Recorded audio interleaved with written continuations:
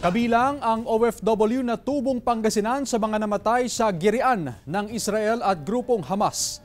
Makibalita tayo kay Jasmine Gabriel Galban ng GMA Regional TV, 1 North Central Luzon. Nakumpirma na ang pinangangambahan. 2 Pinoy ang nasawi sa unang bugso ng pag-atake ng teroristang Hamas sa Israel nitong Sabado.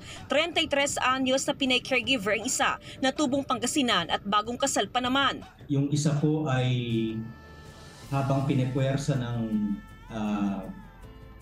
militante mga terorista yung kanilang pinto. Pagbukas po ng pinto, niratrat po yung mag-amo, yung caregiver. Habang 42 anyos na lalaking tubong Pampanga ang pangalawa. Isa po ay pinatay, isa po siya dun sa mga natangay. Kasabay ng pagkondina sa mga pagpaslang, ikinalungkot ng Pangulo ang pagkasawi ng dalawa na hindi muna pinangalanan ng embahada sa pakiusap ng kanilang pamilya. Tatawagan daw ng Pangulo ang mga naulila. Inaabangan naman ang resulta ng DNA testing sa isa pang labi para matukoy. Ito ay sa isa pang Pinay caregiver. Sa mga nasugatang Pilipino sa Israel, isa na lang ang nagpapagaling sa ospital habang nakalabas na ang nakalanghap ng usok. Pareho na silang ligtas. Ang 3 Pilipinong hinahanap naman, maaari daw madagdagan dahil maraming hindi makontak ng kanilang kaanak base sa tawag ng Embahada ng Pilipinas doon.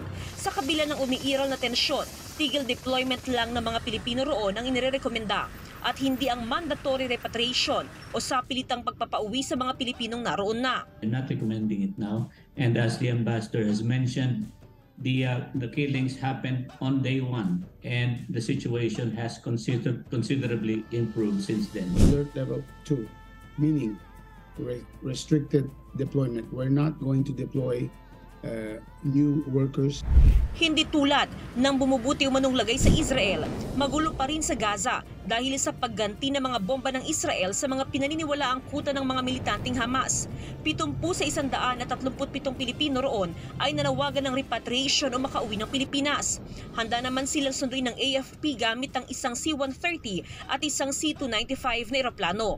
We have identified first the temporary safe haven where we can bring our countrymen. We also identified airport of embarkation, 2 airports. Mula sa GMA Regional TV 1 North Central Luzon, Jasmine Gabriel Galban, nagbabalita para sa GMA Integrated News.